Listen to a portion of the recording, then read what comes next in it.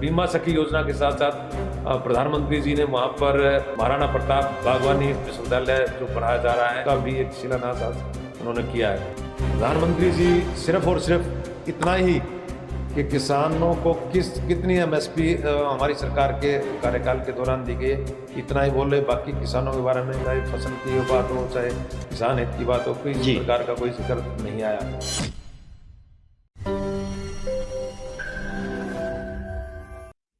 नमस्कार दोस्तों, मैं हूं राजेंद्र दत्ता और आप देख रहे हैं अर्थ प्रकाश टीवी। दोस्तों, प्रधानमंत्री नरेंद्र मोदी आज हरियाणा के पानीपत पहुंचे।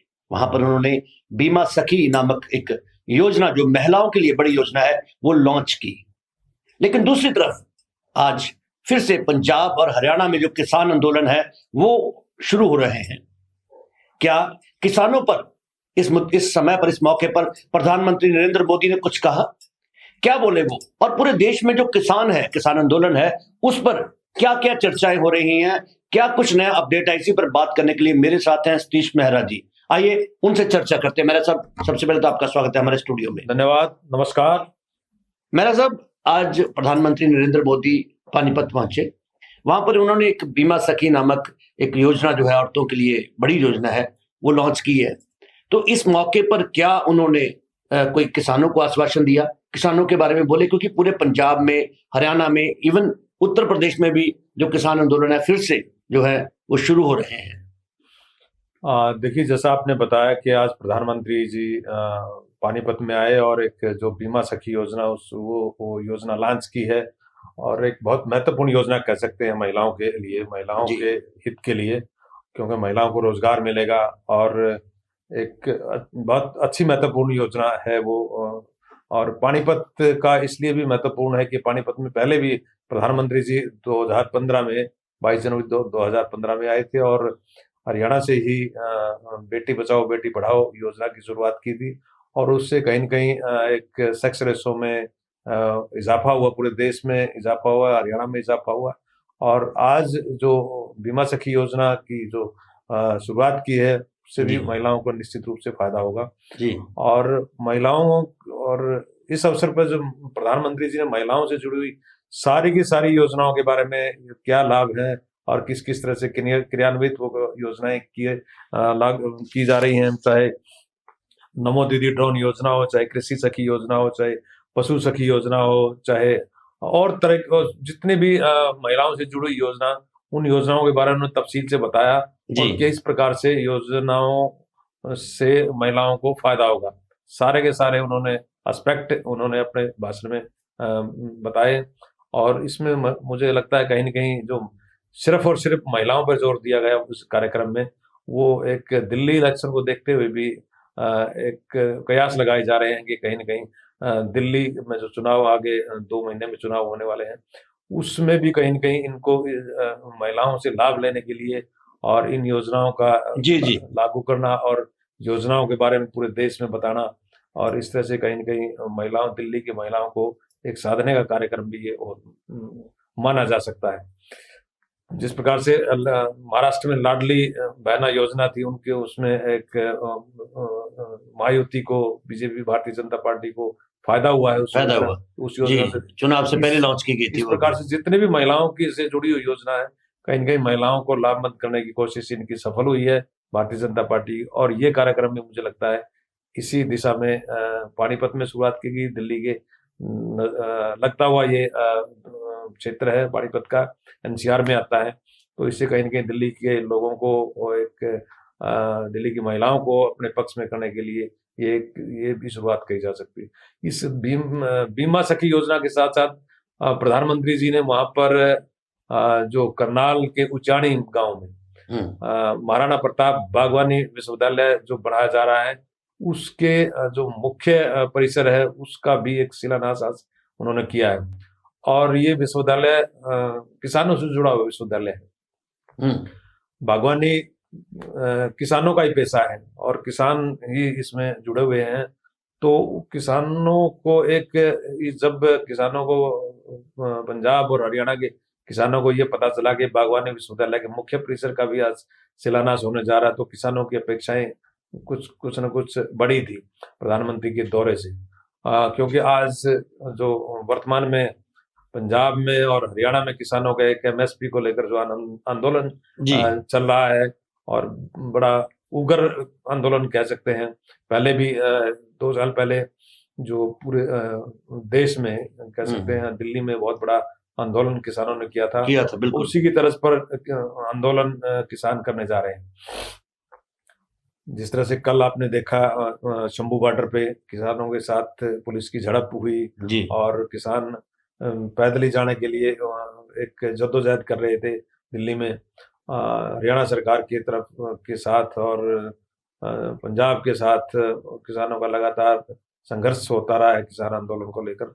तो ऐसे में आज बड़ी अपेक्षाएं थी किसानों को कि प्रधानमंत्री जी किसान आंदोलन के बारे में और किसानों का एमएसपी के मुद्दे पर कुछ न कुछ वो अपना वक्तव्य देंगे और कुछ न कुछ किसानों को एड्रेस करेंगे।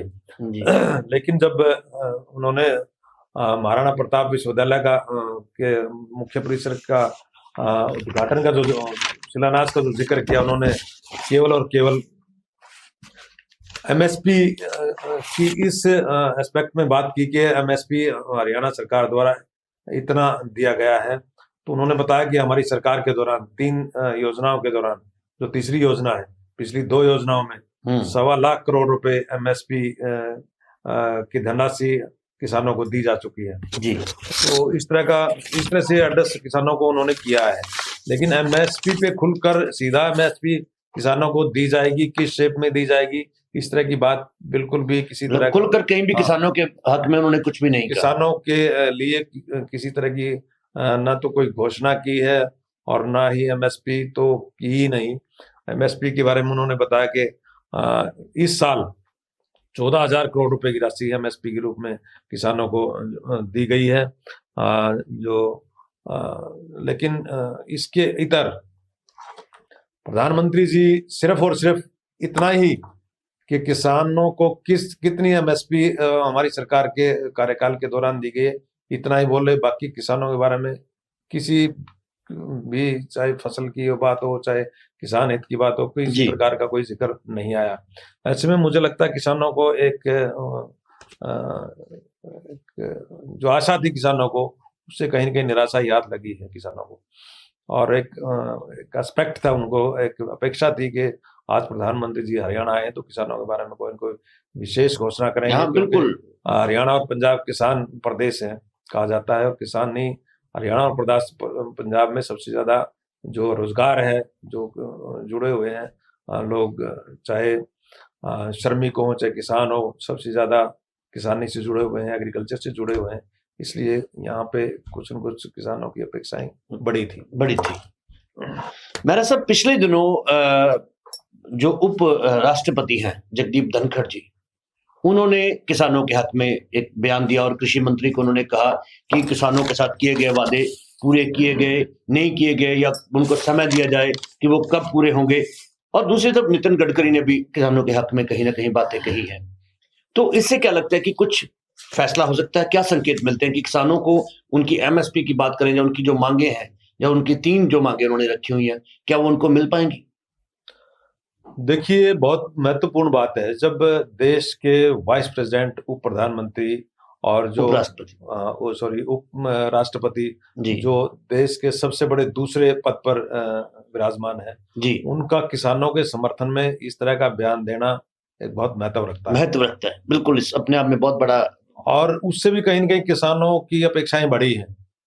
हालांकि जगदीप धनखड़ जो राज्यसभा में बैठते के चेयरमैन हैं, स्पीकर है राज्यसभा में, उन्होंने किसानों के बारे में इतनी बड़ी बात कभी नहीं कही थी। लेकिन इस बार जो मुंबई में उनका एक कार्यक्रम था और वहां पर जो एग्रीकल्चर मिनिस्टर भी वहां पे बैठे थे, उनको एड्रेस करते उन्होंने विशेष रूप से कहा था कि मेरा आपसे आग्रह है कि मैं आपसे के देश के दूसरे पद पर बैठे हुए एक व्यक्ति आपसे आग्रह कर रहा है कि किसानों से जो वायदा किया गया था वो वायदा पूरा क्यों नहीं हुआ, इस बारे में जवाब दीजिए। लेकिन ये जो जवाब उन्होंने मांगा है, एक जनसभा में मांगा है, अगर ये जवाब कहीं न कहीं राज्यसभा में अगर एक स्पीकर के तौर, चेयरमैन के तौर पर अगर मांगा जाता तो मुझे लगता और ज्यादा इफेक्टिव होता है, ज्यादा प्रभावी होता जी। और एक जनसभा में मांगा हुआ जवाब और राज्यसभा में मांगा हुआ जवाब में बहुत फर्क होता है। वो रिकॉर्ड में आती हैं, वो बातें सारी की सारी रिकॉर्ड में आती हैं और कहीं न कहीं उसको मुझे लगता है कि पॉलिटिकल बयानबाजी में उसको टाल मटोल किया जाएगा। अदरवाइज इसके अलावा मुझे लगता है अच्छा, इसका कोई फायदे नहीं होने वाले, इसका कोई फायदा किसानों को और नहीं होने वाला है। हाँ, मतलब अपनी पार्टी के विरोधाभासी एक तरह से ये बयान कह सकते हैं कि पार्टी जो है कहीं भी ऐसा कुछ किसानों के हक में बयान देती नजर नहीं आ रही पूरी। तो अगर यही बयान राज्यसभा में अगर उनसे पूछते कृषि मंत्री से जी, तो मुझे लगता है इसका और कुछ और मतलब होता था। बिल्कुल, तो राज्यसभा में दिया हुआ बयान रिकॉर्ड पे आता है और रिकॉर्ड पे आने के बाद जब अगर कोई भी सरकार इस प्रकार के जो मुद्दे उनसे अलग, अपने आप को अलग करती है तो विपक्ष को एक मुद्दा मिल जाता है कि विपक्ष खड़ा होकर ये कह सकता है कि वाइस प्रेसिडेंट ने और राज्यसभा के जो चेयरमैन है उन्होंने ये बयान दिया है और इस पर निश्चित रूप से आपको काम करना होगा। और इसके अलावा जो हम नितिन गडकरी की बात करते हैं, सड़क परिवहन और राजमार्ग मंत्रालय उनके पास है, केंद्र में बहुत सशक्त मंत्री हैं। उन्होंने भी अमृतसर में एक जो कार्यक्रम था वहां पे संस्कार भारती, शायद मुझे लगता है ऐसा नाम था, सहकार भारती नाम था उनका, सहकार भारती अमृतसर में जो कार्यक्रम आयोजित किया गया था और उसमें भी उन्होंने बयान दिया था कि देश की ग्रोथ के लिए गांव के किसान और मजदूरों को समृद्ध करना जरूरी है। एक किसानों के पक्ष में बयान दिया था, किसानों के पक्ष में जबरदस्त बात कही थी, लेकिन वो राज्यसभा में इस तरह की जो लोकसभा में या राज्यसभा में इस तरह के बयान सरकार के जो पक्ष के जो सरकार के जो मंत्री हैं इस तरह के बयान दें तो मुझे लगता है और ज्यादा प्रभावी हो सकते हैं और सिर्फ बात के मायने होते हैं वहां पे, अगर बात की जाती है। अदरवाइज किसी जनसभा में दिया गया बयान एक पॉलिटिकल बयान ही उनको कहा जा सकता है। इसलिए मुझे लगता है किसानों को ज्यादा कुछ उससे कोई खास एमएसपी के बारे में अभी तक कोई वासन नहीं मिल पाया है। अगर जो विपक्षी पार्टियां हैं इनके जो केंद्रीय मंत्री के और वाइस प्रेसिडेंट के जो बयान है इनको लेकर एक मुद्दा अगर छेड़ती है तो कहीं न कहीं किसानों के हक में ये उनको फायदा पहुंचा सकते हैं। कांग्रेस पार्टी ने कहा कि हम किसानों के मुद्दे को सदन में उठाएंगे, लेकिन जब किसी नेता से जो इनके अपना किसानों के नेता हैं, किसान नेता से पूछा गया कि कांग्रेस पार्टी जो है जो पंजाब के एमपी हैं राजा वड़िंग, अमरिंदर सिंह राजा वड़िंग, उन्होंने कहा था कि सदन में मुद्दे को उठाएंगे।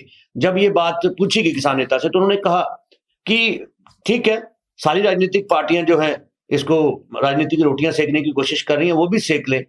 तो क्या लगता है आपको कि कांग्रेस जो है इसको अपनी राजनीतिक रोटियां सेकने के लिए उठाना चाहती है या वाकई किसानों के फेवर में जाना चाहती है? देखिए, अभी तक जो किसान नेता हैं, किसान नेता आजकल जो लीड कर रहे हैं सरवन सिंह पंधेर हैं, उनका ये बयान है और उनका बयान ये बढ़ता भी है, वो अपने आप को अब भी इस किसान आंदोलन को किसी भी पॉलिटिकल पार्टी से एफिलिएट नहीं करना चाहते और अगर किसी पॉलिटिकल पार्टी से एफिलिएट करेंगे तो निश्चित रूप से सरकार के पास एक कहने को एक मुद्दा बात हो जाएगी कि आप तो कांग्रेस विपक्ष के साथ हैं और कांग्रेस की बहकावे में आकर राजनीति करते हैं।